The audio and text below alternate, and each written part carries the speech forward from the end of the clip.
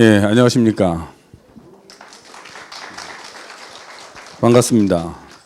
저는 인천교육청에서 근무하고 있습니다. 인천 연수 여자고등학교에서 근무하고 있고요. EBS 대표 강사로 활동하고 있습니다.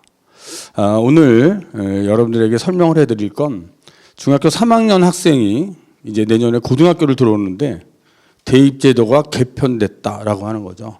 그래서 사실은 좀 혼란스러운 그런 입장이기도 합니다. 하지만 지금 이 순간 우리가 어떻게 준비를 해야 하는가에 따라서 대입은 쉬워질 수 있다라는 것을 말씀을 드립니다. 먼저 중학교 3학년을 위한 대입제도의 이해이죠. 고등학교에 들어오면 고등학교 생활은 중학교 생활하고는 조금 좀 다르다라고 이해를 하셔야 됩니다. 먼저 고등학교 들어와서 가장 먼저 아이들이 생각하는 건 나는 누구인가입니다. 나는 누구인가. 그래서 자기 자신에 대한 이해죠. 자신의 진로와 진학에 대한 고민을 하셔야 됩니다. 나는 무엇을 잘하는가? 나는 무엇을 좋아하는가? 나는 직업에 대한 어떤 가치관을 가지고 있는가라고 하는 것이 첫 번째 고민입니다. 그래서 자신의 진로를 좀 정해 주시고 진로에 맞는 그러한 목표를 가지고 교내 활동을 해 주셔야 되고요.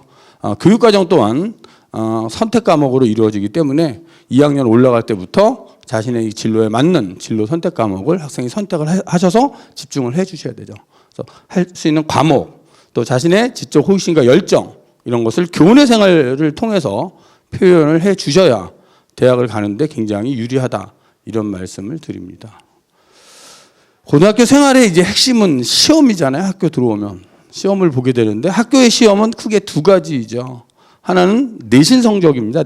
내신이라고 하는 것은 고등학교에서 배운 수업 시간에 배운 내용을 가지고 시험을 보는 것이고, 또 하나는 수능이라고 하는 시험인데요. 이 수능을 준비하기 위해서 학력고사 평가라는 시험을 봅니다. 그래서 모의 수능이라고 그냥 생각을 하시면 되겠죠. 그래서 고등학교 1학년, 2학년 때는 1년에 4번 정도의 시험을 봅니다. 3월, 6월, 9월, 11월 4번의 시험이죠.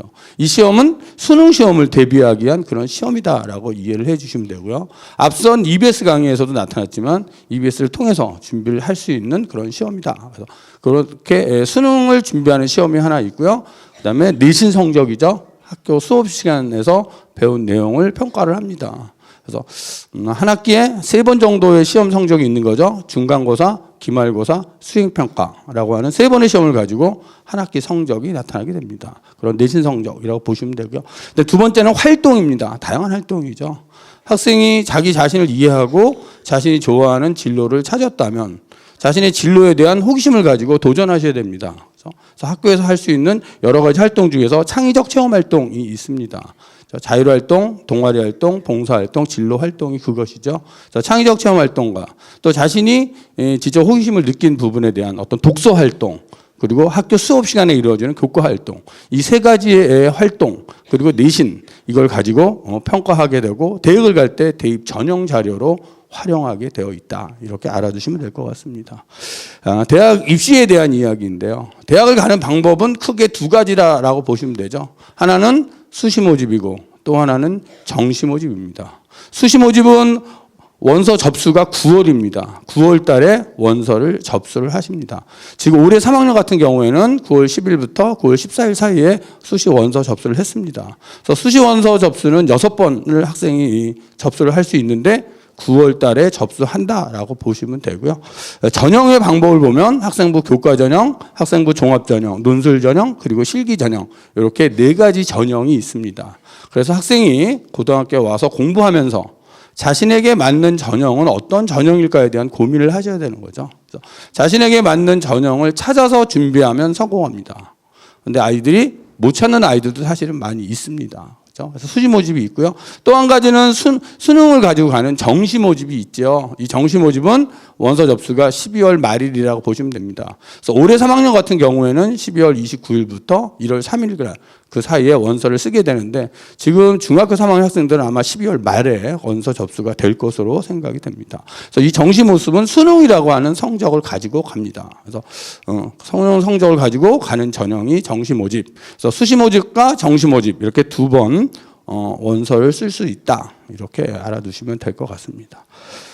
모집 인원을 좀 예를 들어서 비교를 해보도록 하겠습니다. 이 자료는 2020 입시니까 지금 고등학교 2학년 학생들입니다. 고등학교 2학년 학생들을 가지고 전국에 있는 대학이 어떤 비율로 선발을 할까라고 보시면 학생부 교과로 뽑는, 수시 모집에서 학생부 교과 전형을 뽑는 인원이 한 42.4% 정도 된다라고 보시면 되고요. 학생부 종합 전형이 약 24.5%, 그리고 논술이 한 3.5% 정도를 뽑고 있습니다. 그래서 요건 이제 수시 모집이고요. 정시로 뽑는 인원이 현재 지금 고등학교 2학년 학생을 기준으로 하면 약 22.7% 정도를 정시로 뽑고 있다라고 보시면 됩니다. 그렇다면 학생 입장에서 어디에 집중을 해야 되는지도 좀 생각을 해 보셔야 되고요. 어디에 집중하는 것이 좋을까요? 수시 모집과 정시 모집 있으면 어디에 집중해야 되죠? 수시에 집중해야 되나요? 정시에 집중해야 되나요? 사람마다 다르죠. 그죠? 자신이 갖고 있는 전형에 따라 다른 것입니다. 그죠? 정시 모집은 수능으로 뽑는 것이기 때문에 수능 성적이 유리한 아이는 당연히 정시 모집으로 가는 게 유리할 수 있고요. 수시 모집은 교과나 종합 전형이 내신 성적이나 또 학교에서 하는 활동, 서류, 생기부를 갖고 뽑기 때문에 그런 것이 유리한 학생이라면 수시로 준비하는 게 더 유리하고 이렇게 생각을 하시면 됩니다. 이건 이제 전국에 있는 대학을 본 것이고요. 서울 시내에 있는 주요 15개 대학, 우리가 가고 싶은 대학이죠. 이 대학을 보면 학생부 종합으로 뽑는 인원이 참 많죠. 45.6% 정도 됩니다. 그리고 논술이 12.5%, 교과가 한 6.5% 되고요. 정시로 뽑는 인원은 약 27.2%로 생각을 하시면 됩니다. 그래서 이건 서울에 있는 주요 15개 대학인데요. 지금 여기 계시는 중학교 3학년 학생들의 입장에서 보면 그냥 전국에 있는 아무 대학이나 갈래요. 이런 학생은 아무도 없겠죠. 그렇죠? 여기 있는 학생들은 대부분 서울에 있는 15개 대학을 가고 싶으신 거죠. 그렇지 않나요? 그렇죠. 그죠? 중학교 3학년 때 아이들이 우유를 먹어도 서울 우유와 연세 우유만 먹을 때죠. 그렇죠? 이럴 때는 절대 다른 우유를 먹지 않습니다. 고등학교 3학년이 되고 이제 수능 시험이 끝나고 그러면 그때 저지방 우유도 먹고 그런 거죠. 그렇죠? 그런 입장이라고 보시면 되고요. 그렇다면 우리가 이제 가고 싶은 대학을 우리가 보면 학생부 종합 전형이 참 많구나. 이걸 일단 이해를 하시면 됩니다. 45.6% 정도를 뽑고 있다. 그렇다면 내가 그 전형으로 가기 위해서는 학교에서 어떤 생활에 집중해야 될까? 이런 관심을 가지고 우리가 입시를 좀 바라다 봐야겠다. 이런 말씀을 드릴 수 있고요. 그래서 대입 전형에 대해서 이제 우리가 알아보면 학생부 교과 전형과 종합 전형, 논술 전형, 그리고 정시 모전 크게 보시면 이런 전형이고요. 학생부 교과 전형이라고 하는 것은 교과 성적이 중요한 거죠. 교과 성적, 내신 성적이라고 하는 것입니다. 근데 대학에 따라서는 수능 최저 학력 기준을 설정한 대학이 있고 또 수능 최저가 없는 대학이 있습니다. 근데 수능 최저가 없이 내신으로만 뽑는다면 내신의 합격선은 상당히 높아지겠죠. 높아진다라고 이해를 하시면 되고요. 수능 최저가 걸려 있으면 수능 최저를 맞추지 못한 학생들은 떨어지기 때문에 합격선은 좀 낮아진다라고 보시면 돼요. 그렇죠? 그것이 학생부 교과 전형이다라고 보시면 됩니다. 그러면 이제 중3 학생들이 고등학교를 선택할 때 어느 고등학교를 선택할까라는 부분인데요. 학생이 다른 건 잘 못해도 학교 수업에 적극적이고 학교에서 보는 시험만큼은 자신 있다. 그러면 이 학생은 내신을 잘 받을 수 있는 그런 학교를 선택하는 것이 유리하다. 이런 말씀을 드립니다. 그리고 학생부 종합전형이죠. 이 종합전형은 내신 성적만 갖고 뽑는 전형은 아니고요. 학교에서 하는 이 비교과 활동이라고 하는 것이 들어갑니다. 학교 생활에 충실한 그런 학생을 뽑는 전형인데요. 내신과 함께 이 비교과, 그러니까 학교 활동까지도 들어간다. 그럼 똑같이 내신이 들어가는데 이 두 전형의 내신 반영은 어떻게 다를까라는 거죠. 교과 전형은 그냥 내신 성적을 기계적으로 반영한다고 보시면 돼요. 나타나 있는 내신 성적만 가지고 수치화해서 정량적으로 반영하는 전형이 학생부 교과 전형이고, 종합 전형은 정량적으로 반영을 하는 것이 아니라 그 학생이 지원하려는 모집단이 관련된 과목에 좀 가중치를 주는 방식이고, 학년별로 1학년, 2학년, 3학년 올라가면서 어떤 변화를 가지고 있을까, 향상도죠. 향상도에 좀 더 가중치를 주는 그런 방식이다. 그런 점에서 약간의 차이는 있다라고 보시면 되고요. 교과 전형은 단지 내신만 반영하지만 종합 전형은 내신뿐만 아니라 그 학생이 그 내신을 따기 위해서 학교 생활을 어떻게 했나라는 부분을 좀 더 바라보는 전형이다. 이렇게 이해를 하시면 됩니다. 세 번째, 논술 전형이죠. 이 논술 전형은 좀 모집 인원이 점점 줄어들고는 있습니다. 하지만 현재 중학교 3학년 학생들이 대학을 갈 때 없어지진 않습니다. 있는 전형이고요. 논술 전형은 논술이라는 시험을 보고 뽑는 전형이다라고 보시면 됩니다. 대학에 따라서는 수능 최저가 있는 대학도 있고 없는 대학도 있습니다. 수능 최저가 없이 논술만 뽑을 때는 논술을 좀 더 잘하는 학생이어야 될 것이고요. 최저가 있는 대학이라면 최저를 맞추면서 역시 논술을 잘하는 학생이어야 되겠죠.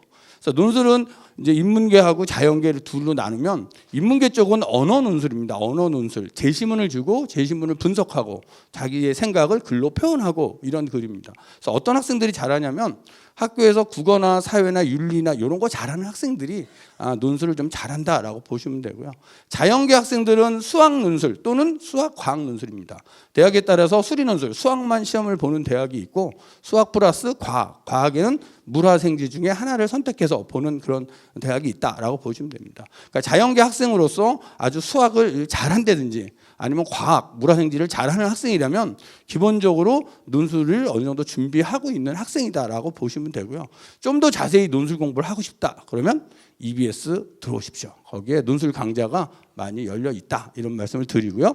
정시 모집은 그냥 수능이다라고 생각하시면 돼요. 내신 바닥이라도 내신 8등급이라도 수능을 잘 보면 서울대를 간다 이렇게 생각하시면 돼요. 내신 8등급도 수능 다 맞추면 서울대 간다. 이게 정시 모집입니다. 다만 내신 8등급이 수능을 다 마치기에는 좀 어려운 구조다 이렇게 이해를 하시면 되고요. 수능에 대한 준비는 지금 EBS와 수능이 연계되어 있기 때문에 EBS를 가지고 충분히 공부할 수 있다 이런 말씀을 드립니다.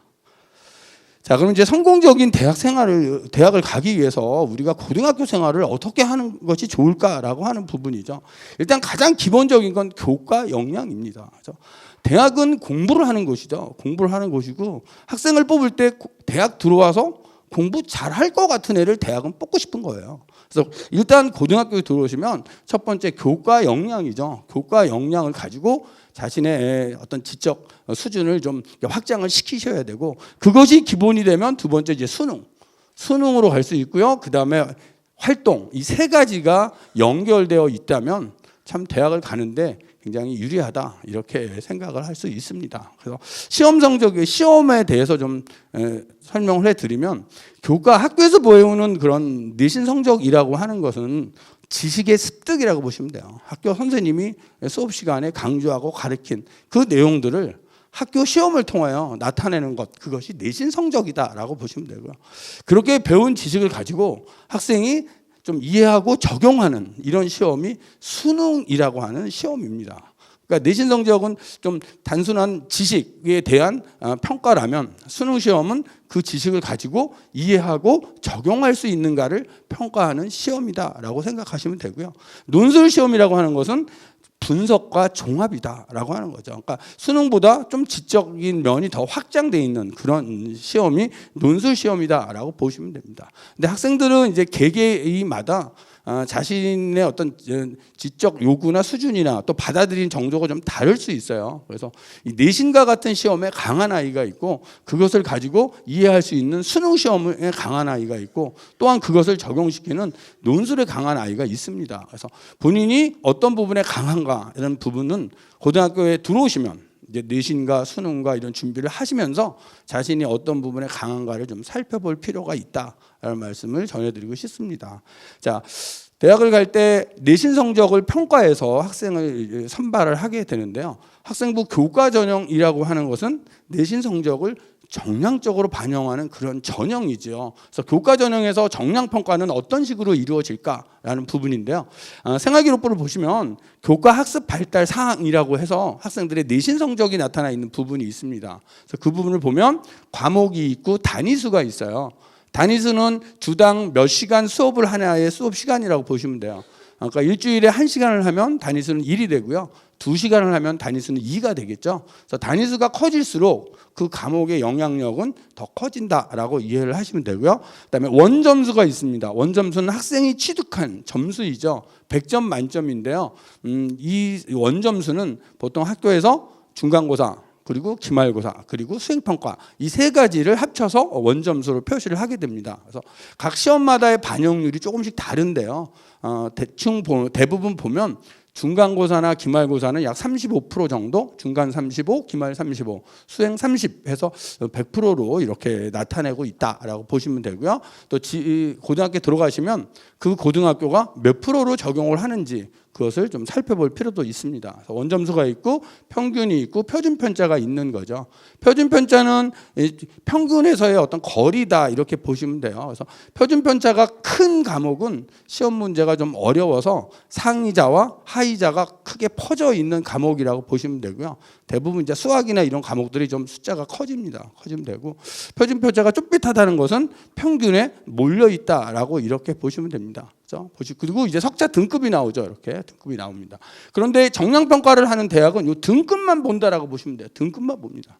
등급만 가지고 학생을 평가를 하게 되는 거죠. 학생이 전 과목을 다 2등급을 받았다면 그 학생의 내신은 2.0이 될 거고요. 전 과목 중 반은 2고 반이 3이라면 2.5가 되겠죠. 그렇게 평가하는 부분이다라고 보시면 되고요. 그다음에 어떤 비율로 적용하냐면 1등급은 4%, 2등급 7%니까 누적 11%, 3등급 누적 23% 이런 비율로 반영을 한다. 이게 내신 성적을 반영하는 방법이고 대학이 교과 전형에서는 내신의 등급만 정량적으로 사용하게 된다. 이렇게 보시면 됩니다. 그러나 학생부 종합전형 같은 경우에는 정량적으로 평가하는 것이 아니라 정성적으로 평가를 하잖아요. 자, 정성평가가 어떻게 이루어지는지만 잠시 알아보도록 하겠습니다. 한 학생의 성적입니다. 국어 성적인데 1학년 때 3등급, 2학년 때 2등급, 3학년 때 1등급을 한 학생이라면 3, 2, 1 학생이라면 평균으로 보면 등급은 2.0이 되겠죠. 그렇죠? 수학 같은 과목은 3, 3, 2라면 2.7이 될 거고 예를 들어 영어가 2등급, 1등급, 1등급을 했다면 1.3 정도 등급이 되겠죠. 이거를 교과 전형에서 정량적으로 반영하면 그냥 이것만 반영을 하는 거예요. 정량적. 그러나 학생부 종합 전형처럼 정성적으로 반영하는 대학은 이 향상도를 보는 거죠. 이 학생을 보면 1학년보다 2학년, 3학년까지 올라가면서 성적이 올라갔어요. 성적이 상승했다는 거죠. 성적이 올라가면 대학에서는 이 학생이 학업 의지가 상당히 강한 학생이다라고 보고요. 특별히 영어 과목을 보면 2에서 1, 1 상당히 높죠. 그렇다면 이 학생은 영어 관련된 전공 적합성이 우수한 학생이다 이렇게 평가를 하게 됩니다. 또한 성적이 올라간 학생이기 때문에 자기 주도력, 학습 능력도 좋고 잠재력도 있는 학생이다라고 평가를 하게 되죠.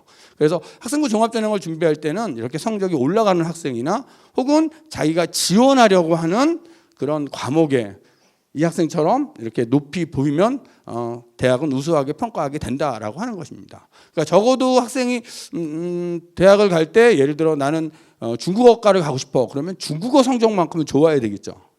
나는 생물학과를 가고 싶어. 그러면 생물 성적은 좀 좋아야겠죠. 그래서 그런 부분, 그것이 이제 전공 적합성을 평가하는 하나의 잣대가 될 수 있다라는 점을 말씀드리고자 합니다. 자, 학교생활 기록부인데요. 학교생활 기록부에는 이제 여러 가지 항목이 있어요. 그래서 지금 이야기했던 이런 내신 성적은 교과 학습 발달 사항이라고 하는 부분에 나와 있는 교과 성취도가 되고요. 그 밑에 세부 능력 특기 사항이라는 게 있습니다. 교과학습 발달사항, 세부능력 특기사항. 이 세부능력 특기사항은 이제 학생부 종합전형으로 대학을 갈 때 평가하는 비교과 요소 중에는 가장 중요한 요소죠. 그렇죠? 세부능력 특기사항인데 요거는 교과 선생님이 기록을 하는 것입니다. 수업 시간의 기록이라고 보시면 돼요. 그래서 학생부 종합전형으로 대학을 가려면 이 교과 세부능력사항이 상당히 좋아야 되거든요. 그래서 고등학교에 들어오시면 일단 수업 시간에 적극적이어야 돼요. 학생이. 적극적으로 참여하면 선생님이 그 학생의 내용을 이 생활기록부에 기록을 해주는 것입니다. 그죠? 그래서 수업 시간에 적극적으로 참여하고 선생님이 과제를 내주면 과제도 잘 해오고 발표를 시키면 발표도 잘하고 그러면 그 학생은 그 교과 담당 선생님이 그 내용을 생기부에 적어주게 된다. 그게 교과 발달 사항이다라고 보시면 돼요. 그죠? 근데 저도 이제 학교에서 수업을 하고 있지만 요즘 학생들도 옛날하고 좀 다른 학생들도 많아요. 그죠? 예전에는 이제 수업 시간에 자고 있으면 선생님이 깨운단 말이에요. 그죠? 너 자는구나. 저 뒤에 가서 서 있어라. 그럼 애가 뒤에 가서 서 있으면서 미안한 표정을 지어줬어요. 그죠? 그러면 선생님 뒤에 서 있어. 그러고 시간이 한 5분 지나면 선생님도 미안한 거예요. 그죠? 그럼 이제 잠이 깼으니까 들어와라. 이랬다는 거죠. 근데 요즘 학생들은 잠자는 애 깨우면 승질을 내요, 애들이요. 그죠? 그리고 여학생들은 대부분 아프다 그래요. 깨우면 본인은 가만히 있고 옆에 있는 애가 쟤 아파요. 그죠? 아픈 게 무슨 마패예요. 그죠? 아프니까 건드리지 마라 이런 거거든요. 그 남학생들은 또 우기는 애가 있어요. 앉았는데요. 또 우겨요. 바로 자다가 정말 침 흘리고 자다가 깨웠는데 우겨요. 그죠? 그런 상황인 거죠.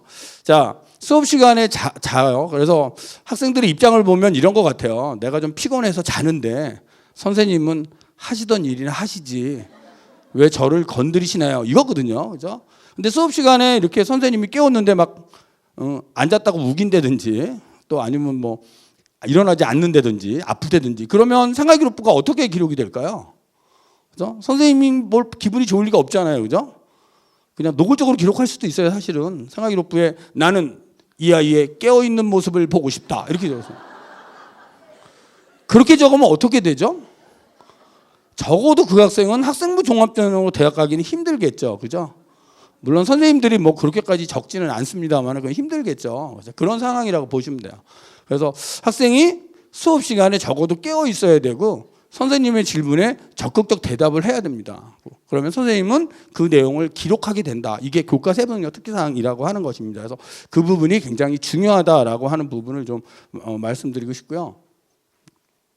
그다음에 교내 수상, 학교에서 하는 여러 가지 활동 중에 이제 수상도 중요한 거죠. 그래서 수상, 독서 활동은 그 아이의 경향성을 알 수 있습니다. 그 아이가 예를 들어서 뭐 DNA 쪽 관련된 책을 쭉 읽었다면 얘는 생물 DNA 쪽에 관심 있는 학생이구나 이렇게 알 수 있겠죠. 그 학생이 뭐 수학 관련된 책을 쭉 읽었다면 얘는 적어도 수학 쪽에 관심 있는 학생이구나 그 경향성을 알 수 있습니다. 그래서 관심 있는 부분에 대한 독서는 꼭 하셔야 되고요. 또 관심 있는 부분만 독서하시면 또 안 돼요. 지금은 시대 정신이 융합이기 때문에 관심 있는 부분 당연히 읽으셔야 되고 또 여러 가지로 인문, 사회, 자연, 과학도 같이 읽어주는 융합적 사고가 필요한 시대다 이렇게 말씀드리고자 합니다.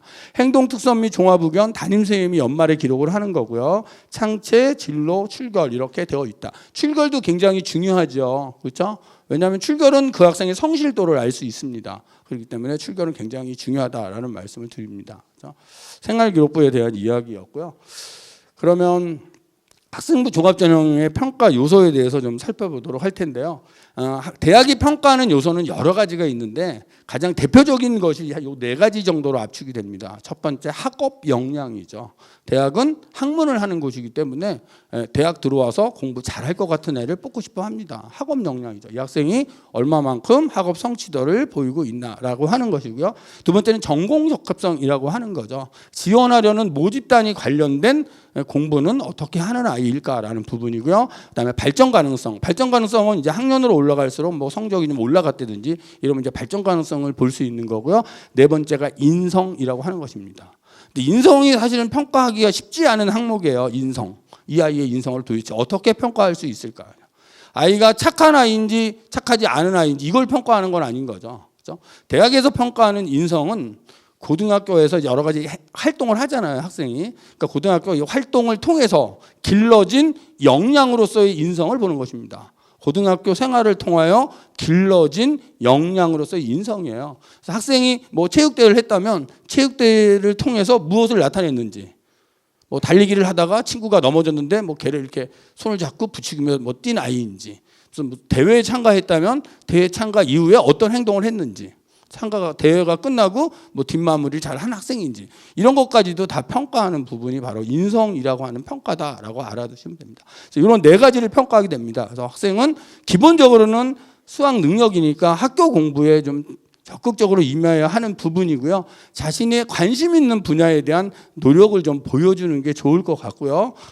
그리고 이제 공동체 역량, 친구와 같이 어떤 프로젝트 같은 걸 할 때 어떻게 화합하며 할 수 있는지, 또한 그런 프로젝트 같은 거 할 때 본인은 어떤 역할을 했는지 이런 부분을 평가하는 것, 이것이 이제 학교생활기록을 가지고 서류를 평가하는 부분이다 이렇게 말씀드릴 수 있습니다.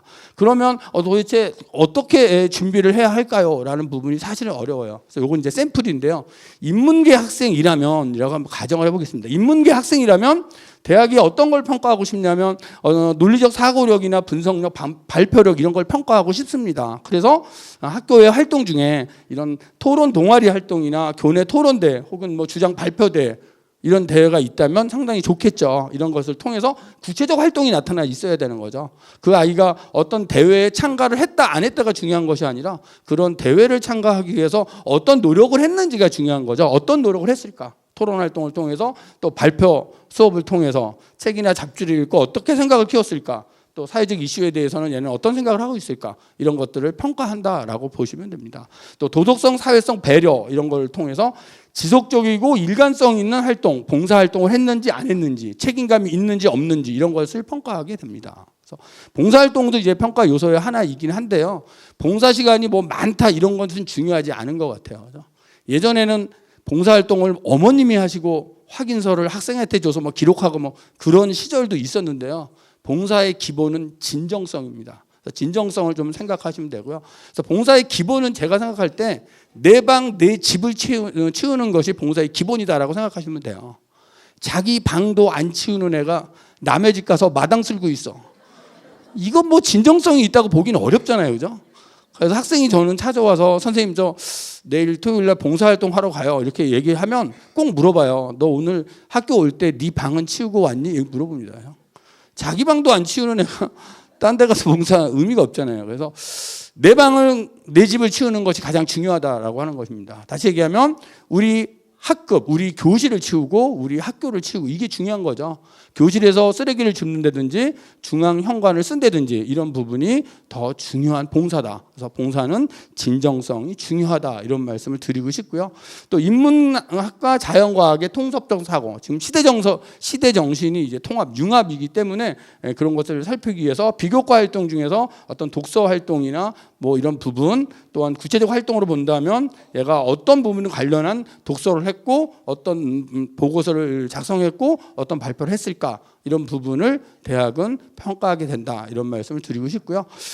자연계 학생이라면 자연계는 이제 평가 요소가 어떤 인내, 끈기 이런 거거든요. 뭐 실험하고 연구하고 그러려면 굉장히 끈기가 필요하지요. 그래서 전공 적합성, 창의성 이런 것들을 평가 요소이기 때문에 비교과 활동은 수학이나 과학 관련된 탐구 활동, 탐구대회, 경시대회, 발표대회 이런 거겠죠. 그것을 통해서 그 아이의 어떤 문제 해결 능력, 또한 어떤 실험 도구 조작 능력, 뭐 소논문이나 보고서 작성 능력 이런 것들을 이제 평가할 수 있다라고 하는 것이고요. 또 한 가지는 협동심, 갈등 관리, 뭐 리더십 이런 것들을 또 평가 요소이기 때문에 비교과 활동에서는 수학이나 과학 관련된 어떤 프로젝트 활동이나 스터디 활동, 또 동아리 활동 이런 것을 통하여 그 학생의 어떤 탐구 능력을 평가하게 된다라고 보시면 됩니다.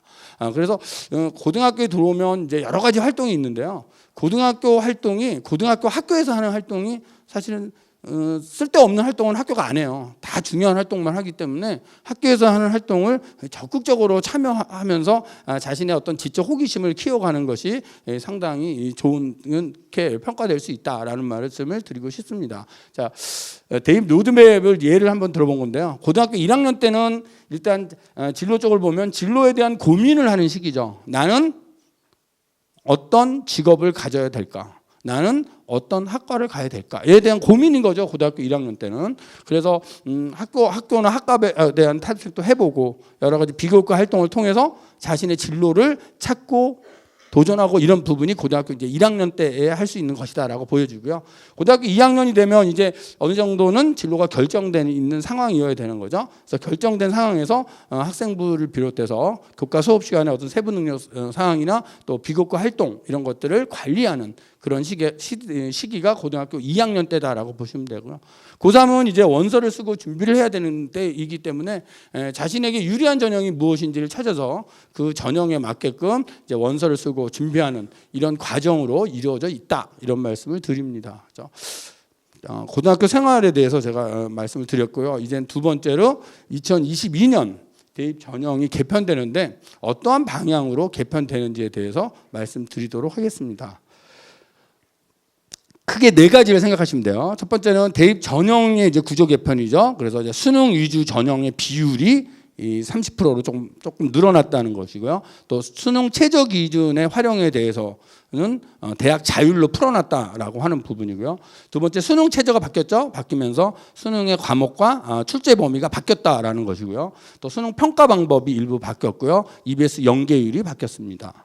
세 번째는 학생부 종합전형의 공정성 제고죠. 그래서 학생부의 기재 부분이 개선됐고요. 또 대입 선발의 투명성, 또 정보 소외 지역에 대한 격차 해소 방안이 나왔고요. 네 번째는 대학별 고사에서 면접 구술이라고 하는 그런 고사가 개설됐고, 또 지필 고사가 개선됐다. 이 네 가지 꼭지입니다. 그러면 하나씩 다시 말씀을 드리도록 하겠습니다. 먼저 대입 전형 구조 개편입니다. 그래서 첫 번째 구조가 정시 수능 위주 비율을 확대한다라고 하는 것입니다. 그래서 몇 프로까지 확대하냐면 한 30% 정도로 확대하겠다라고 하는 것입니다. 그래서 대학은 고등학교 교육에 기여하는 정도를 평가하는 고교 교육 기여 대학 지원 사업이라는 게 있습니다. 그래서 지원 사업이 있는데 이 지원 사업에 응하려면 적어도 수능 위주 전형을 30%까지 확대해라라는 게 첫 번째예요. 근데 이제 모든 대학을 다 30%로 확대를 해버리면 지방에 있는 대학은 학생을 선발하기 어려운 경우에 빠집니다. 그래서 교과 전형이 30%가 넘는 대학은 정시, 그러니까 수능 위주를 30%까지 확대하지 않아도 되고요. 교과 전형이 30%가 되지 않는 대학은 수능으로 뽑는 이 전형을 30%까지 늘려라라고 하는 것이 이제 첫 번째이지요. 그렇게 보시면 됩니다. 대입 전형은 이렇게 있는 거죠. 그래서 수시 모집에서는 크게 네 가지가 있는 거죠. 교과 전형, 종합 전형이 있는 거고요. 그다음에 논술 전형, 실기 전형. 실기 전형은 그냥 예체능 학생들의 실기를 생각하시면 되고요. 일반 학생들은 지금은 이제 인문 같으면 공인 어학 성적으로 뽑는 전형이 일부 있고요. 자연계 학생들은 이제 수학으로 뽑는 전형이 있는데 그런 전형들은 지금 많이 줄어들고 있습니다. 그런 상황이고요. 그다음에 정시 모집 이런 구조인데 여기서 이 교과 전형으로 30%를 뽑든지 그렇지 교과 전형으로 30%를 뽑지 않는 대학은 수능으로 뽑는 이 전형을 30%까지 확대하라라고 하는 것이 수능 제도 개편의 첫 번째 사항이다라고 보시면 됩니다. 그런 상황이고요. 두 번째는 이제 수능 최저학력 기준의 활용인데요. 수능 최저학력 기준에 대해서는 대학 자율에 맡긴다 이렇게 되어 있습니다. 그래서 대학이 알아서 하라라고 하는 건데요. 현재는 수능 최저학력 기준이 적용되어 있는 그러한 전형은 학생부 교과 전형이나 논술 전형 정도에서 적용되어 있고 학생부 종합 전형은 일부 대학을 제외하고는 수능 최저 기준이 현재 없는 상태입니다. 없는 상태라서 이 부분은 뭐 크게 고민 안 하셔도 될 것 같아요. 지금과 같은 수준으로 간다라고 그냥 생각을 하시면 될 것 같습니다. 자, 수능 체제 개편에 대해서 말씀을 드리도록 하겠습니다. 수능 성적표가 이런 구조입니다. 성적표를 보시면요. 학생이 이제 시험을 보는데 첫 번째 한국사라고 하는 시험을 보지요. 근데 한국사는 등급만 표기가 되고 있습니다. 이 과목은 절대평가 과목이기 때문에 등급만 지금 제시되고 있고요. 수능 응시하는 학생 중 한국사는 반드시 봐야 되는 그런 과목입니다. 그러니까 한국사를 보지 않으면 수능 성적표가 안 나가는 구조인 거죠. 그래서 누구나 보는 시험이고요. 그다음에 국어하고 수학은 표준 점수와 백분위 점수라고 하는 점수가 나가는 거죠. 그리고 등급 이렇게 세 가지가 나갑니다. 그래서 학생이 취득한 원점수는 수능 성적표에 나가지 않습니다. 그래서 원점수를 가지고 이것을 평균에 맞춰서 평균 100에 맞춰서 표준 점수라고 하는 것을 정하게 되고 그 표준 점수를 성적표에 기재하고요. 표준 점수를 기준으로 해서 줄을 세운 다음에 100점이 만점이 됩니다. 백분위 점수는. 그래서 백분위 점수가 나가게 되고요. 그 백분위 점수를 또 기준으로 등급이 이렇게 나가는 구조다. 이렇게 보시면 됩니다. 수시 모집에서는 이 등급 점수만 주로 대학이 사용하고요. 정시 모집에서는 이 표준 점수 또는 이 백분위 점수를 대학이 사용하고 있다라고 보시면 됩니다. 영어 등급만 나가죠. 그래서 한국사하고 영어는 지금 절대평가 과목이기 때문에 등급만 제공되고 있다라고 보시면 되고요. 탐구 영역이 이제 사회탐구하고 과학탐구가 있는데요. 현재는 인문계 학생들은 사회탐구 과목에서 두 과목을 선택하는 구조이고요. 자연계 학생들은 과학탐구에서 두 개를 선택하는 구조. 그다음에 제2외국어 한문이 있습니다. 그래서 제2외국어 한문은 자연계 학생은 좀 관심을 안 가져도 될 것 같고요. 인문계 학생들은 현재 서울대 같은 경우는 이제 반드시 봐야 되고요. 다른 대학은 제2외국어 한문을 사탐 한 과목으로 대체할 수 있는 그런 구조입니다. 그래서 시험을 봐서 잘 나오면 사탐 한 과목으로 대체하면 되고 또 시험 보기 싫으면 안 봐도 되고 현재 그런 구조입니다. 이것이 이제 현재 그 수능 성적표의 구조다 이렇게 보시면 되고요. 그래서 이것이 이제 어떻게 바뀌느냐? 국어, 수학, 직업 탐구는 공통 플러스 선택 구조로 바뀐다라고 하는 거죠. 지금은 시험 범위가 똑같아요. 똑같이 국어, 수학 시험 범위가 똑같았는데 이게 2022가 되면 공통 과목이 있고 선택 과목으로 이렇게 바뀌는 구조다라고 하는 것이고요.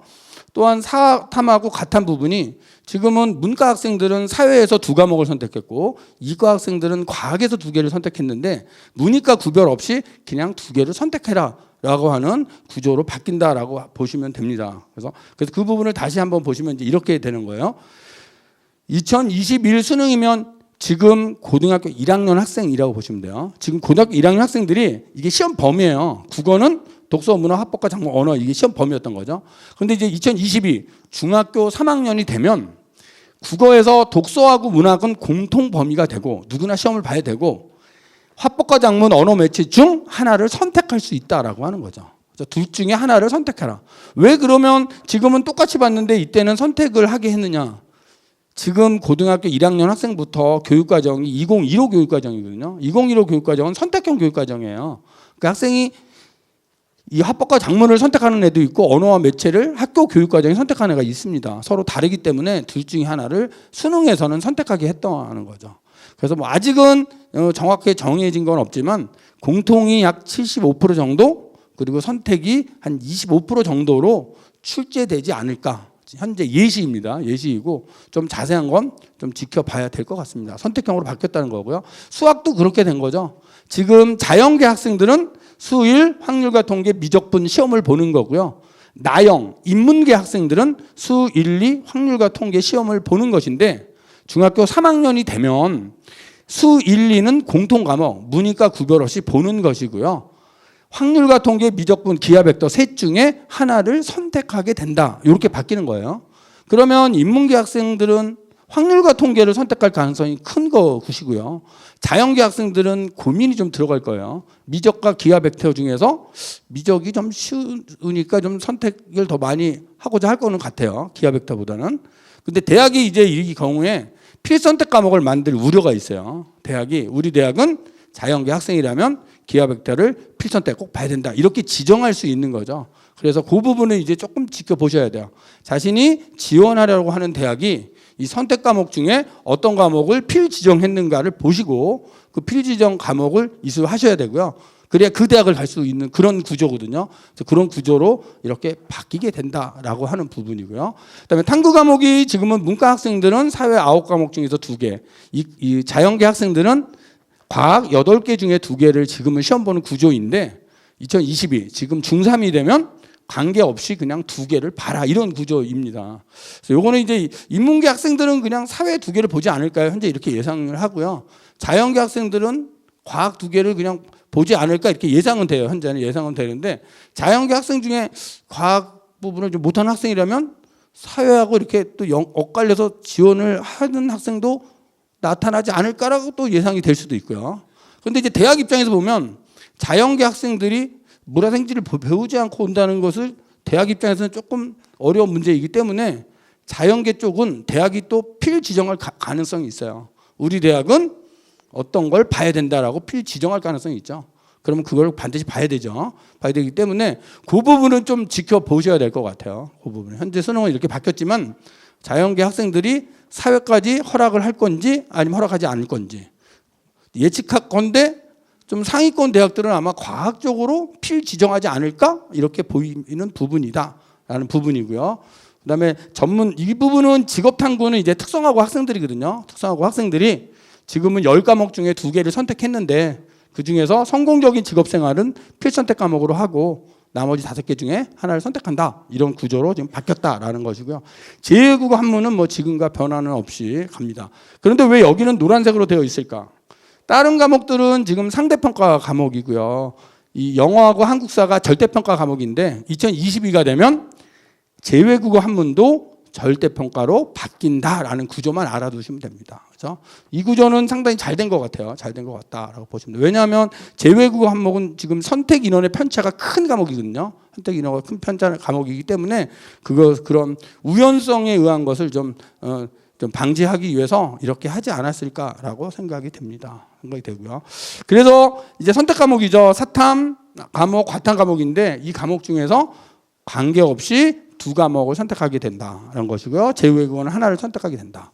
그럼 이제 학생 입장에서는 어떤 과목을 선택을 하셔야 되냐면 일단 고등학교에 들어가시면 자신의 진로를 좀 잘 생각해 보시고 진로에 맞는 교육과정에서 과목을 선택을 하셔야 돼요. 그래서 나는 어떤 진로를 가지고 갈 것이냐.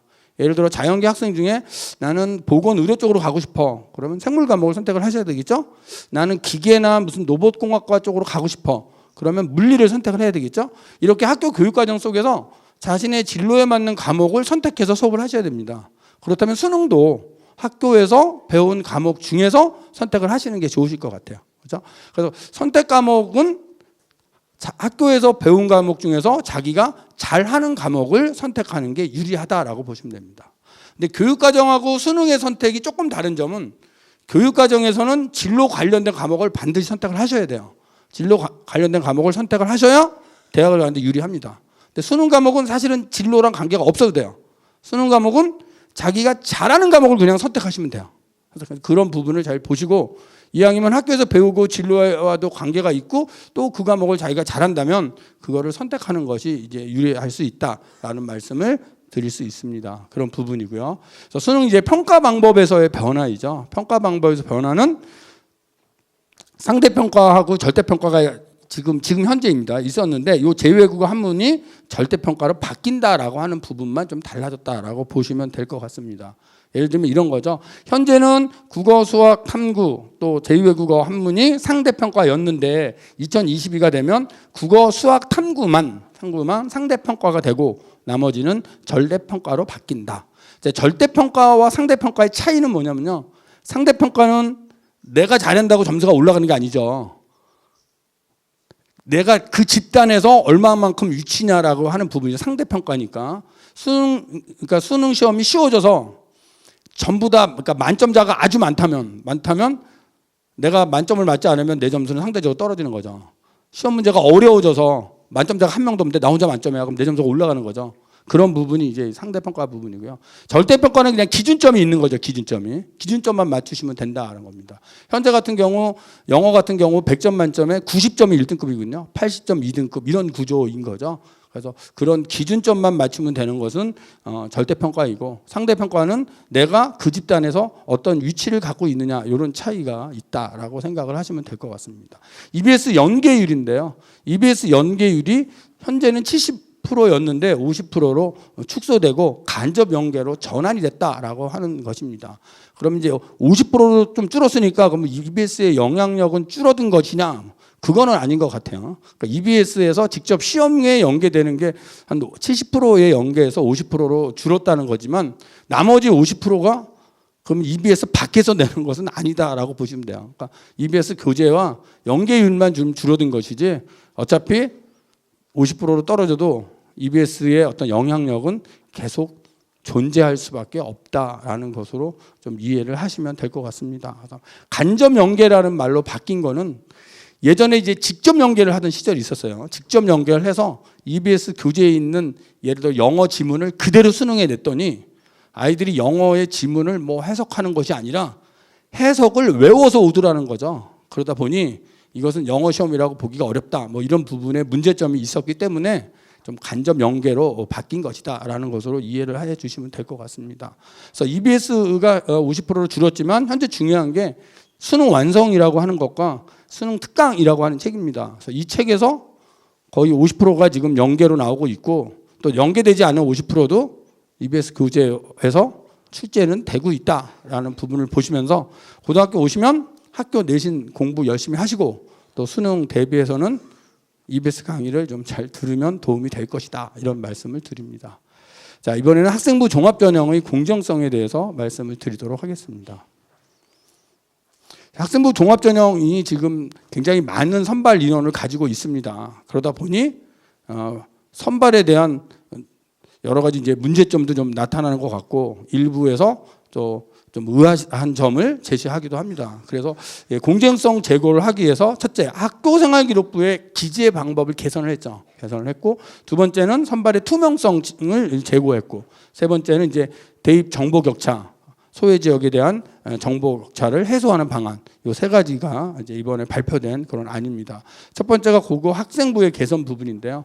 이 부분 이제 너무 과도한 경쟁, 또 사교육 유발 요소 이런 부분이 있는 부분은 좀 제거를 해야겠다. 이런 측면에서 생활기록부에 부모의 정보 부분은 삭제하고 또 학적 인적 사항을 통합하고 또 대입 제공 수상 경력의 개수를 줄였고요. 자율 동아리 기재 개수도 학년당 1개로 줄였고요.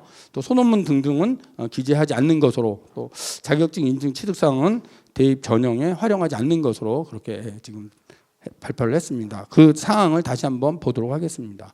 현재는 인적 사항에 학생의 정보뿐만 아니라 가족 상황이나 특기 사항 등등이 다 이렇게 기록이 되어 있는 구조이고요. 지금 중학교 3학년 학생들이 이제 고등학생이 되면 이 인적 사항이 학적 사항과 통일이 되면서 이제 부모 정보나 이런 부분은 이제 삭제를 한다라고 하시면 될 것 같고요. 알아두시면 될 것 같고요. 학적 사항과 인적 사항을 합쳐서 하나로 가고 부모 정보는 이제 빠지는 것으로 바뀌었고요. 그다음에 출결 사항이 지금 질병, 무단, 기타 이렇게 되어 있습니다. 생활기록부에. 근데 2022가 되면 질병, 미인정, 기타 이렇게 바뀐다. 무단이라는 말이 있잖아요. 무단. 이 무단이 일본식 한자어입니다. 그래서 근데 아직도 우리 생활기록부에 있는 거거든요. 요걸 이제 무단이란 말을 우리나라식 조어로 바꾸면 불법이란 말이 됩니다. 그래서 불법 지각 이렇게 되거든요. 그래서 무단 지각 일본식이라서 요걸 바꾸자. 그래서 이제 우리 한자어로 불법 지각, 불법 갈석. 불법 그러니까 좀 이상하잖아요. 어감이. 그래서 이제 미인정 이렇게 바뀐 것으로 알아두시면 될 것 같아요. 이 부분으로 바뀌었고요. 그래서 출결 부분은 학생의 성실도를 평가하는 중요한 잣대입니다. 그래서 학생이 질병으로 인한 결석 지각 조퇴는 대학을 가는데 크게 뭐 감점 요소가 아닙니다. 상관이 없는데요. 이 미인정으로 인한 지각 결석 조퇴 이거는 성실성에 문제가 있기 때문에 미인정으로 인한 지각 조퇴 결석이 일어나지 않도록 학생이 좀 출결 관리를 잘 하셔야 됩니다. 그다음에 수상이죠. 수상 부분의 큰 변화는 상급학교 진행할 때 수상 개수를 제한한다. 그래서 지금 어떻게 되어 있냐면요. 바뀐 안을 보면 학기당 하나로 되어 있어요. 학기당 하나로. 그러면 학생이 수시 모집 원서 쓸 때까지 1학년 1학기, 2학기, 2학년 1, 2학기, 3학년 1학기, 5개 학기잖아요. 5개 학기인데 학기당 하나만 쓸 수 있다. 지금 이런 구조입니다. 이런 구조라서 학교에 가시면 수상은 학기당 하나 정도는 해야 되지 않을까라는 생각도 들고 다만 학기당 하나라면 여러 개의 상을 탄 애가 과연 어떤 걸 써먹어야 될지 이 부분에 대해서는 좀 궁금한 점도 있어요. 저도요. 이걸 왜 이렇게 만들었는지 모르겠는데 아무튼 제도는 학기당 하나로 지금 되어 있기 때문에 학기당 하나 정도 수상을 좀 받을 수 있도록 노력하시면 될 것 같고요. 자격증은 뭐 지금 대학으로 가지 않기 때문에 큰 고민 안 하셔도 되고요. 진로 희망 사항은 항목 삭제를 했습니다. 항목 삭제를 했으니까 진로라고 하는 것이 변할 수 있거든요. 아이가 학생이 고등학교 1학년, 2학년, 3학년을 가는 과정에서 바뀔 수 있고 또 대학을 들어가서 바뀔 수도 있잖아요. 그러다 보니까 희망 사항은 생활기록부에서 항목이 삭제가 됐다. 이렇게 알아두시면 될 것 같습니다. 그래서 학교 생활기록부는 학교 내 정규 교육과정의 교육활동을 중심으로 기록이 되고 있고요. 그래서 학교에서 하는 활동에 적극적으로 일단 참여하는 것이 상당히 좋은 방법이고요.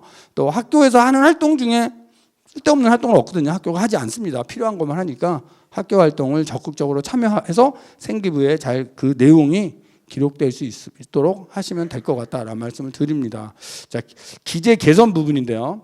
봉사활동 부분은 특기사항 이제 기재가 없어졌다라고 하는 거죠. 특기사항 기재가 없어졌다. 그래서 봉사활동은 진정성이잖아요. 진정성이니까 학생이 뭐 학교에서 요새는 하는 봉사활동이 승기부에 다 기록이 되고 그것만으로도 사실은 충분합니다. 학교에서 하는 것만으로 충분하고요.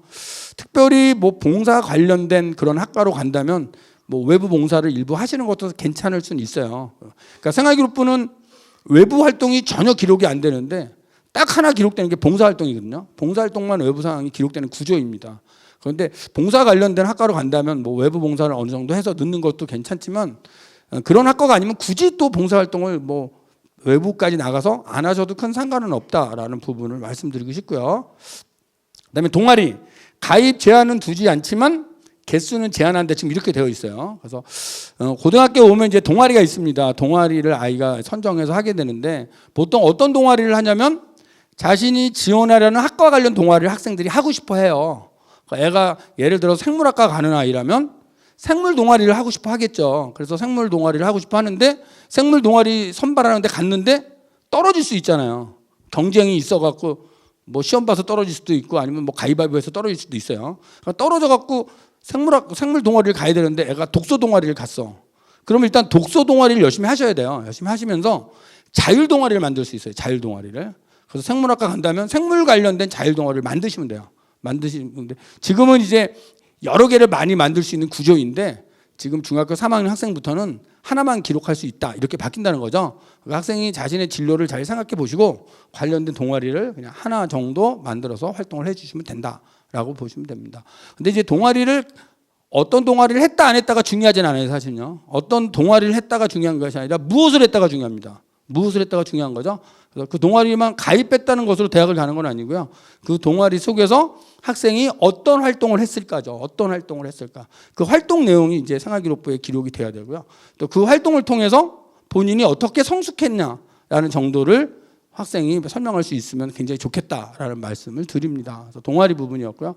소논문은 기재가 금지됐다. 지금도 뭐 기재 금지 상태이기 때문에 큰 고민 안 하셔도 될 것 같고요. 기타 이제 청소년 단체나 이런 것들의 기재가 좀 간소화됐다라고 보시면 되고요. 방과 활동의 기재가 없어졌다라고 하는 것입니다. 지금은 이제 방과 활동 기재를 하고 있는 상황인데 지금 중학교 3학년 학생들부터는 방과 활동의 기재가 없어진 거예요. 방과 활동이 없어진 게 아니라 기재가 없어진 것입니다. 그래서 방과 활동은 학생이 자신의 특기적성을 신장할 수 있는 방안으로 그냥 계속 하시면 되고 다만 그것을 기재해서 평가하지는 않겠다라는 것만 알아두시면 될 것 같습니다. 그런 부분이고요. 그래서 그거 학생부의 개선 부분인데요. 여기서는 이제 기재 격차를 완화하고 분량을 좀 줄이겠다라는 거죠. 그래서 학교가 이제 대입에 대한 좀 경쟁이 많이 벌어지다 보니까 생활기록부의 기록 부분에서 그 경쟁으로 인하여 장수가 늘어나고 글자 수가 늘어 이런 부분이 있어서 이런 부분을 좀 완화하라라는 차원에서 글자 수를 제한을 했고요. 그 글자 수를 좀 줄였다. 그래서 기재 부분이 좀 줄어들었다 이렇게 이해를 해주시면 될 것 같습니다. 대학으로 넘어가는 생활기록부거든요. 이 부분 다 넘어갑니다. 그러니까 인적 학적 사항부터 모든 자료가 지금은 다 넘어가는 구조이고요. 교과 학습 발달 사항 이거 아주 중요한 부분이죠. 3학년 1학기까지 넘어가고 세부능력 특기 사항 넘어가고요. 독서 활동 다 넘어가는데 행동 특성 및 종합 의견 요거만 2학년 때까지만 넘어가는 거죠.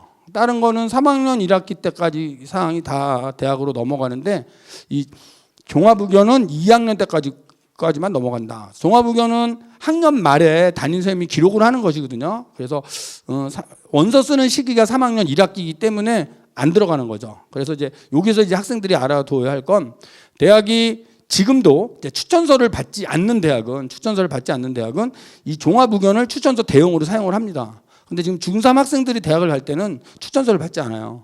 그럼 추천서 대신에 뭘 보냐면 대학은 이것을 볼 가능성이 큰 거죠. 가능성이 크고 3학년 때 것까지는 들어가지 않기 때문에 1학년, 2학년 때 것까지 학생이 활동을 잘해서 생활기록부에 그 내용이 기록될 수 있어야 하여야 된다는 거죠. 그렇죠? 3학년 때 내용을 기록하고 싶어도 3학년 때 건 들어가지 않습니다. 그러니까 2학년 때까지 활동을 잘 하시고 그 내용이 생기부에 잘 기록이 됐으면 좋겠다 이런 말씀을 드립니다. 이제 글자 수 부분인데요. 지금은 자율활동 동아리 봉사 진로에서 행동 특성 및 종합응용 천자에서 약 4,000자가 기록이 되는데 글자 수가 많이 줄었죠. 2,200자로 줄었다. 그러니까 지금보다 글자 수가 많이 줄어들었다. 그래서 이렇게 이제 줄어들게 되면 선생님들은 이제 학생의 특징을 잘 잡아서 기록을 하려고 할 거예요. 그렇죠? 글자 수가 줄었기 때문에 이 있는 글자 수만큼 내에서 그 학생의 특성을 잡아서 기록을 하려고 이제 선생님들은 고민을 하실 거고 학생들은 선생님이 자신의 특징을 잘 잡아서 기록할 수 있도록 모든 활동에 적극적으로 임해 주시는 게 좋겠죠. 적극적으로 임해 주셔서 그 내용이 잘 기록될 수 있도록 한다면 대학을 가는 데는 굉장히 유리할 수 있다. 이런 말씀을 드립니다. 그다음에 학생부 종합전형의 공정성 제거 중에 선발의 투명성인데요. 그래서 전형 서류를 개선하면서 자기소개서를 개선하고 추천서가 폐지된다라고 하는 것입니다. 그래서 추천서가 폐지된 이유는 교사 개인차에 의해서 조금 달라지는 요소가 있지 않냐라고 하는 거예요. 사실은 학교 현장에서 뭐 그렇게 크게 그 문제가 있다고는 보지 않지만 학생의 입장에는 볼 수 있을 것 같아요. 학생 입장에서는 우리 담임선생님은 이걸 잘 안 써주는 것 같아. 옆반 담임선생님은 참 잘 써주고 그래서 나는 잘했는데 담임선생님 때문에 떨어졌어. 이렇게 생각할 수 있죠. 학생 입장에서는. 그러다 보니까 교사 추천서는 이제 폐지가 됐다라고 보시면 되고요. 자기소개서는 좀 개선이 됐습니다. 자, 봅시다. 자기소개서입니다. 기재 방법인데요. 개조식에서 서술형으로 바뀌었고요. 현재는 4문항을 기록을 합니다. 4문항인데 지금 중3 학생부터는 3문항으로 줄었죠. 어떤 게 줄었냐면 1번과 2번 문항이 통합됐다라고 보시면 돼요. 1번과 2번 문항. 1번 문항은 뭐냐면 학교생활 속에서 자신의 학업 역량을 나타내는 게 1번 문항이었어요. 그리고 학교생활 속에서 자신의 활동, 지원 모집단이 관련된 활동을 나타내는 게 2번 문항이었는데 그걸 줄여가지고 학교생활 속에서 지원 모집단이 관련된 학업과 활동을 그냥 하나로 이렇게 줄였다라고 보시면 되고요. 3번은 인성 관련된 거거든요. 인성. 남을 위해서 배려, 나눔, 협력, 해준 것, 리더십, 팔로워십 이런 걸 쓰는 건데 이 안은 그냥 그대로 놔뒀다. 그래서 전체적으로 5천자에서 3천자 정도로 글자는 줄었다라고 보시면 됩니다. 그래서 자기소개서는 학생들이 사실은 굉장히 고민스럽고 어려워하는 부분이에요. 어려워하는 부분이고 고등학교 이제 3학년 7월 달에 기말고사 끝나면 그때부터 학생이 이제 자기소개서 때문에 상당히 고민을 합니다. 그래서 많이 고민하는 아이들은 거의 뭐 한 달씩 고민하는 아이도 있고요. 또 어떤 아이는 자기소개서 쓰기 싫어서 대학 지원 안 한다는 애들도 사실 나올 정도로 고민스럽기도 해요. 그래서 이 부분이 이제 줄어들었다는 거죠. 줄어들어서 문항이 많이 줄었다라고 보시면 될 것 같습니다. 네, 평가 기준과 선발 과정을 투명하게 공개하겠다라고 하는 거죠. 투명하게 공개하겠다. 지금은 이제 학부형들이나 학생들 입장에서 보면 자신이 왜 떨어지는지에 대해서 좀 고민하는 부분도 있을 수 있어요. 그래서 그 부분을 대학이 이제 투명하게 가겠다라고 하는 것이고요. 그다음에 선발 부분의 투명성도 역시 제고를 하겠다. 그래서 뽑을 때 상당히 투명하게 뽑고 또 입학사정관 회피대책 시스템의 의무나 또 공정 관련 위원회 등등을 선발해서 대학이 선발의 공정성을 좀 선발이 공정하게 할 수 있도록 그 부분 선발의 공정성을 좀 강조하는 그런 입장으로 바뀌었다라고 보시면 될 것 같고요. 그다음에 대입 정보 격차 해소 차원으로 소외 지역에 있는 학생들한테는 대입에 대한 정보를 어떻게 줄 거냐라고 하는 거죠. 그래서 정부에서는 대입 정보 포털이 있어요. 이 포털은 이제 교육부에서 운영하는 건데요. 그 포털 이름이 어디 갑니다. 어디가 대입 정보 포털 어디 가요? 아빠 어디가가 아니라 대학 어디가거든요. 다음이나 네이버에서 대입 정보 포털 어디가를 치시면 돼요. 그래서 어디가를 통해서 안내를 할 것이고 또한 EBS는 또 전국에서 다 나오잖아요. 방송이 잘 나오니까 EBS 방송이나 EBS I 홈페이지를 통해서도 대입 정보를 보실 수 있으시고 또 정부에서 운영하는 대입 정보 포털 어디가를 통해서도 대입 정보를 볼 수 있겠다라는 부분을 드리고요. 또 인천에 계신 분들은 인천교육청에서 행사를 많이 합니다. 인천교육청 홈페이지에 들어오시면 또 상당히 많은 정보도 얻을 수 있다. 이런 말씀도 드립니다. 자, 대학별 고사의 개선에 대해서 말씀을 드리겠는데요. 면접 구술고사의 개선이죠. 그래서 대입을 이제 면접을 볼 때 블라인드 면접을 하겠다라고 하는 것입니다. 블라인드 면접을 하겠다. 그래서 보통 이제 학생부 종합전형 같은 경우에 1단계 서류, 2단계 면접을 통해서 이제 확인하는 경우가 많은데요. 그러다 보니까 학생들이 주로 이제 면접할 때 교복들을 많이 입고 가요. 근데 교복만 봐도 또 학교가 구별되고 막 그러거든요. 그래서 대학에 따라서는 또 사복을 입고 오라는 대학도 있고 또 인적사항을 가리고 또 서류 평가를 하는 경우도 있고 그래서 이런 부분은 이제 브랜드 면접을 가겠다라고 하는 것이고요. 그다음에 학생부 종합전형에서 출제 면접 시행 대학 이제 이게 무슨 말이냐면 학생부 종합전형 같은 경우에는 대부분의 대학이 1단계 서류, 2단계는 면접인데 면접이 확인 면접이에요. 서류 확인 면접이죠. 내가 제출한 서류에 대해서 확인하는 면접인데 요 대학은 제시문을 주는 대학이에요. 제시문을 주는 대학이 나왔는데 이 제시문을 어려운 어떤 지식이나 고도의 수준을 체크하는 그런 제시문을 주지 않도록 하겠다라고 하는 것입니다. 그래서 고등학교 교육과정 속에서 충분히 일반적으로 할 수 있는 부분에서 제시문이 출제되고 있는지를 철저하게 좀 보겠다라는 것으로 이해를 해주시면 될 것 같습니다. 제시문 대학이고요. 그다음에 대학별 고사에서 수시 적성고사라는 게 폐지되고 논술 전형은 단계적으로 폐지를 유도한다. 논술 전형은 지금 고등학교 3학년 학생들이 지금 시험을 보는데 2학년, 1학년, 지금 중3 학생들까지도 일단은 있습니다. 논술 전형이 있어요. 있는 부분이고 적성 평가 전형이라는 게 있습니다. 근데 그 전형은 지금 고1이 마지막이고요. 중3 학생들부터는 폐지되는 전형이다라고 보시면 됩니다. 그래서 이건 없어지지만 논술은 지금 있습니다. 있기 때문에 학생들이 이제 논술을 잘하고 싶으시면 기출 문제를 좀 풀어보시면 돼요. 기출 문제를 풀어보시고 자신이 논술과 같은 그런 시험에 어떤 적응력이 있는지 없는지를 좀 판단해 보시고 충분히 그걸 하고 싶다. 그러면 이제 준비를 하셔야 되는데 학교 교육 과정을 통해서 기본적인 지식을 습득하셔야 되고 나머지는 뭐 사교육을 받을 필요는 없이요. EBS의 논술을 갖고도 충분하다. 이런 말씀을 좀 드리고 싶고요. 그래서 지금 현재 2020 고등학교 2학년 학생을 대상으로 논술 전형을 실시하는 대학이지요. 보시면 주로 이제 서울권에 있는 대학이 있고요. 지금 인천에는 인하대가 있고요. 그다음에 경기권, 강원, 춘천 이렇게 돼요. 울산 이건 이제 의대만 보는 건다고 보시면 됩니다. 대부분 수도권 서울에 몰려 있는 대학이 논술 전형을 지금 하고 있지요. 하고 있는 전형이다. 그래서 이런 대학인데 인원은 조금 좀 앞으로 좀 줄어들 가능성이 있고요. 다만 지금 중3 학생들까지 완전히 폐지되는 전형은 아니다라는 것으로 좀 알아두시면 될 것 같습니다. 논술 전형이었고요. 그다음에 현재 이건 이제 적성고사를 보는 대학들인데 이 전형은 지금 고1이 마지막입니다. 그래서 여기 오신 학부 형님들 중에 자녀분이 고등학교 1학년이나 2학년이 있으면 아직 하셔도 되고요. 중3 학생들은 이제 이거는 폐지되는 전형이다. 이렇게 알아두시면 됩니다. 자, 그러면 이제 대입제도가 이렇게 바뀌었는데 우리가 어떻게 준비를 해야 될까라는 부분을 말씀드리도록 하겠습니다. 먼저 지금 중3 학생들은 이제 2015 교육과정이거든요. 이 교육과정이 지금 고등학교 1학년부터 가는 시도되는 교육과정이에요. 2015 교육과정인데 2015 교육과정의 취지는 학생들이 진로를 개발하고 진로에 맞는 과목을 선택하는 그런 과목이거든요. 그래서 1학년 때는 공통 과목을 배우지만 2학년, 3학년 때는 일반 선택 과목과 진로 선택 과목을 통해서 자신에게 맞는 과목을 교육 과정을 자신에게 맞는 걸 본인이 선택하는 그런 구조입니다. 그래서 그런 취지에 맞게끔 그렇게 대입 제도가 가고 있다. 그래서 수능에서도 선택적 수능으로 그렇게 하는 것이다라고 이해를 하시면 될 것 같고요. 학생의 잠재력을 키울 수 있는 또 적성과 진로를 고려한 그런 대입 제도의 틀이다라고 하는 것입니다. 그래서 학생들이 이미 그 중학교 때 자유학기제를 통해서 자신의 진로에 대해서 많이 고민을 하셨잖아요. 그래서 그러한 고민을 고등학교 오시면 다시 한번 좀 생각해 보시고 자신에게 맞는 진로와 학과와 이런 것을 찾는 게 입시의 가장 기본이다라고 생각을 하시면 될 것 같습니다. 대입은 이런 식으로 이루어집니다. 중학교 3학년 11월 말에 정부의 대입 정책이라는 게 발표됩니다. 그 정책을 일단 보셔야 돼요. 정책을 보시고요. 고등학교 오시면 고등학교 1학년 8월 말에 대입 전형 기본 사항이라는 게 발표됩니다. 이 기본 사항은 뭐냐면 수능 시험은 언제 보고 입시에는 수시와 정시가 있고 수시에는 몇 개 전형이 있고 수시 모집은 언제 원서를 접수하고 정시는 언제 접수하고 대학은 몇 개까지 전형을 운영할 수 있고 이런 게 다 나온 게 기본사항이에요. 기본사항. 그래서 기본사항이 나오면 입시의 틀은 만들어진 거라고 보시면 돼요.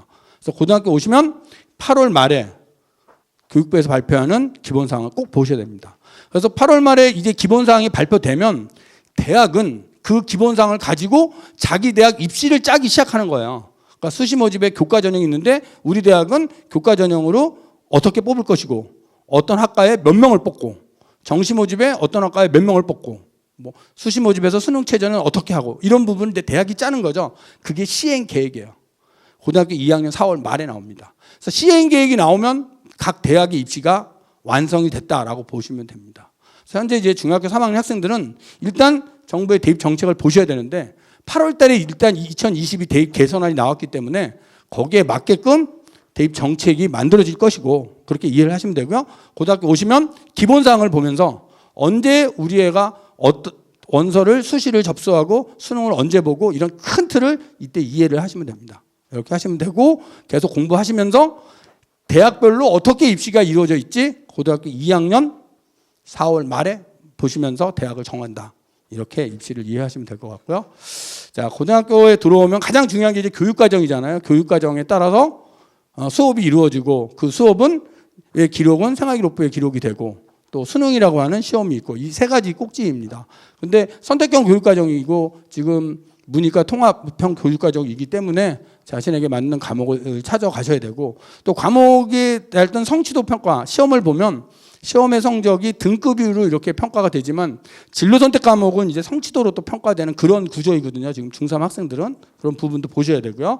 또 생활기록부에 학생이 자신의 적성과 자신의 뭐 적성, 또 무엇을 잘하는지, 또 무엇을 좋아하는지 이런 것들을 잘 생각을 해서 거기에 맞는 준비, 집중을 또 하셔야 되죠. 수상이나 뭐 동아리도 마찬가지고요. 자신의 적성과 흥미에 맞는 그런 동아리도 하셔야 되고요. 또 그리고 또 수능 시험도 준비해야 되고, 이렇게 세 가지의 준비다라고 보시면 되고요.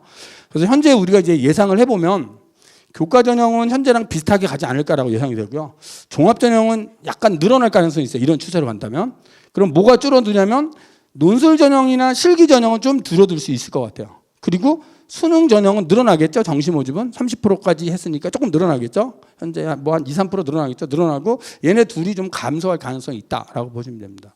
그럼 중학교 학생들이 어떤 전형에 집중하게 되냐면 역시 종합 전형이 늘어나기 때문에 이 부분도 수시에서는 집중을 해 주셔야 되고, 정시 모집에서 이제 수능으로 뽑는 전형도 지금보다는 조금 늘어나죠. 조금 늘어나고요. 서울권에 있는 대학을 계산해 보면 약 한 5천 명 정도 늘어난다고 보시면 돼요. 그러니까 그런 두 개의 틀을 가지고 준비를 해야겠다, 이런 말씀을 드리고 싶고요. 가장 중요한 건 고등학교 생활 중에서 가장 중요한 건 교과 역량이죠. 뭐니 해도 학교 수업에 집중하는 게 가장 중요한 거죠. 그래서 교과 역량이 가장 중요하다. 그리고 교과를 가지고 뽑는 전형이 학생부 교과 전형이고, 이 교과 전형은 내신과 수능 최저 등급 혹은 내신과 면접을 통해서 선발하고 있다라고 보시면 되고요. 두 번째가 종합 전형이죠. 종합 전형은 학교 생활 기록부라고 하는 서류, 그다음에 서류 내용에 대한 확인, 면접이죠. 이렇게 선발을 하고 있고요. 논술 전형은 논술이라고 하는 시험하고 또 대학에 따른 수능 최저 등급을 가지고 선발을 하고 있고요. 그런 전형이라고 보시면 되고요. 그다음에 정시 모집은 이제 수능이라고 하는 전형인 거죠. 그래서 고등학교에 들어오시면 학생이 내신이나 여러 가지 그 활동을 계속 하시는 거예요. 계속 하시면서 자신이 어떤 부분이 더 강한가를 찾으셔야 돼요. 적어도 2학년 한 초 정도 되면 내신과 활동과 논술, 수능 중에서 나는 뭐가 더 잘하고 뭐가 더 강한지 자신의 강점을 찾으셔야 돼요. 그래서 거기에 맞는 전형을 찾아서 이제 2학년 때 쭉 준비를 하시는 거죠.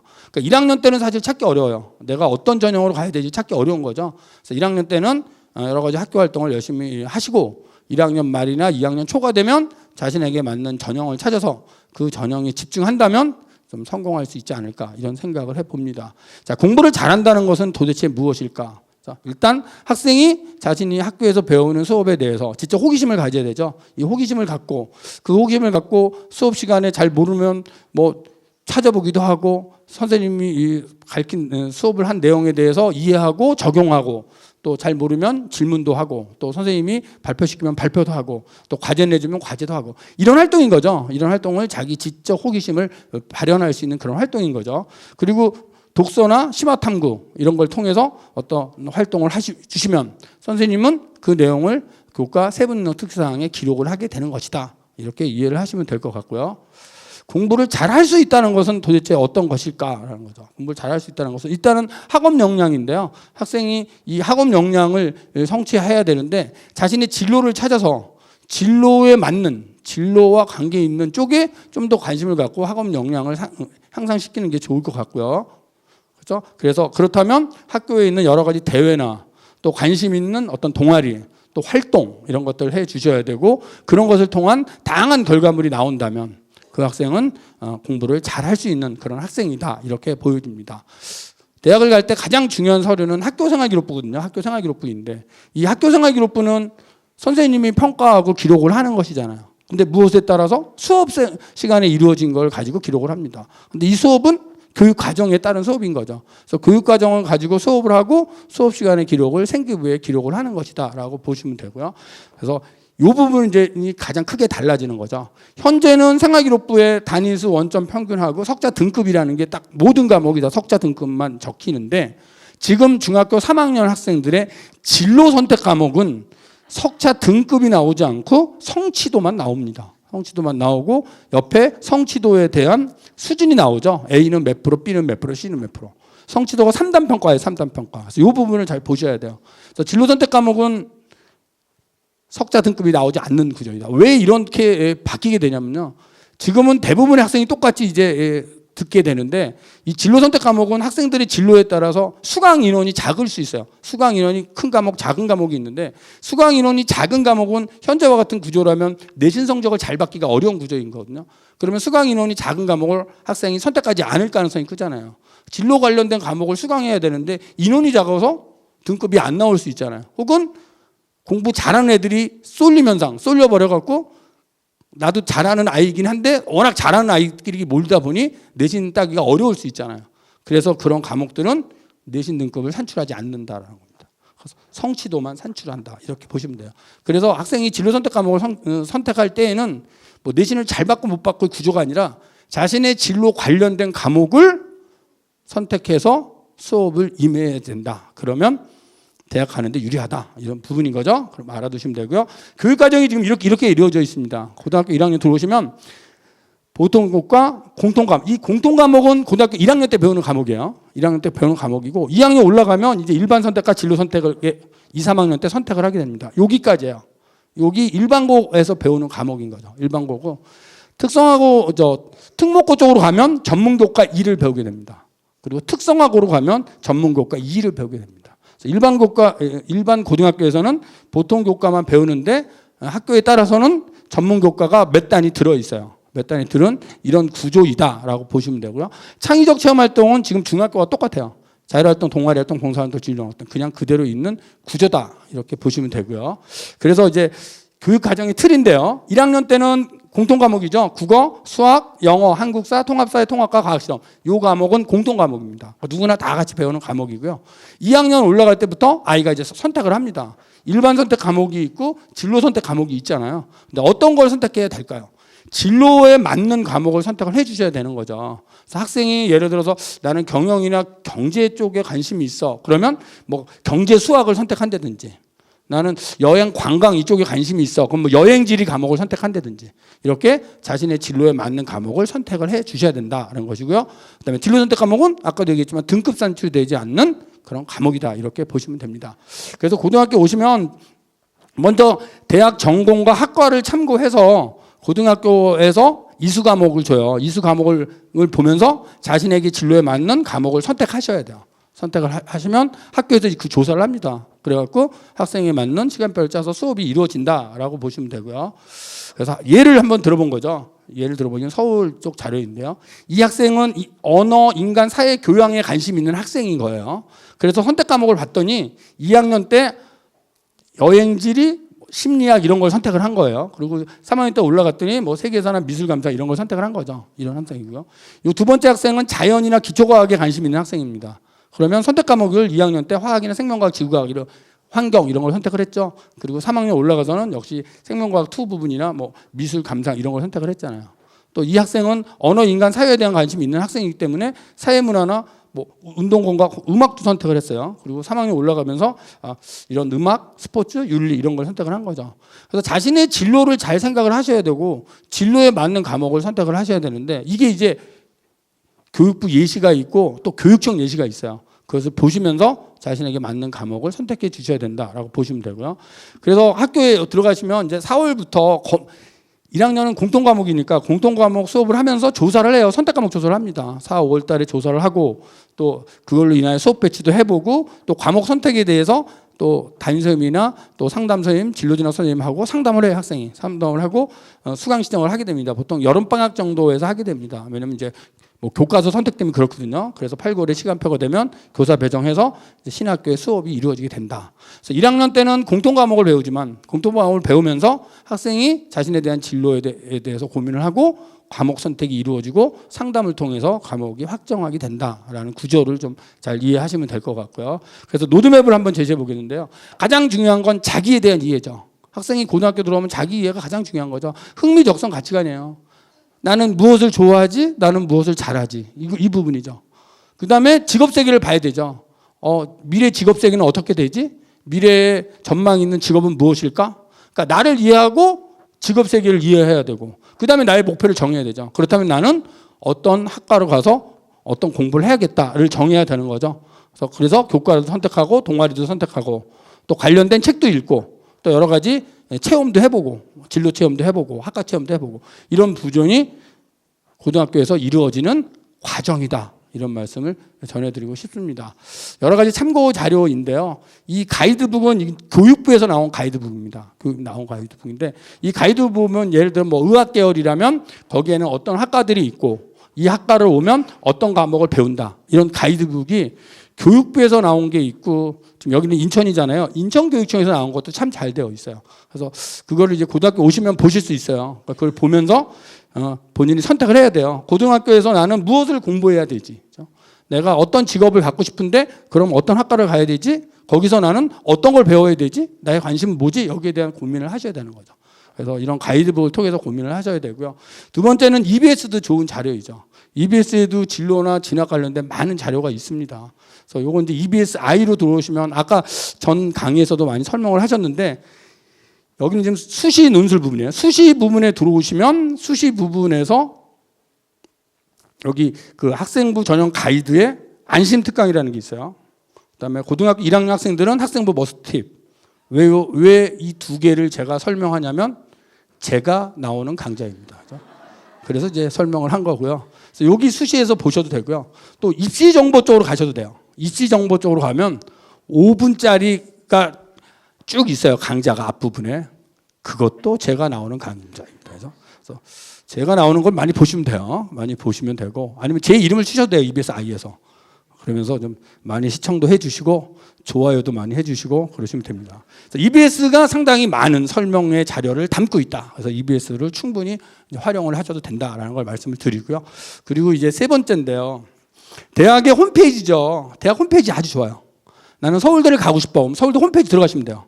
홈페이지 들어가셔갖고 이건 이제 기계항공공학과예요. 거기서 이 학과는 도대체 뭘 배울지 다 나와요. 다 나오고 전공 안내서 종합 다 있습니다. 이건 이제 서울대학을 보여드린 건데요.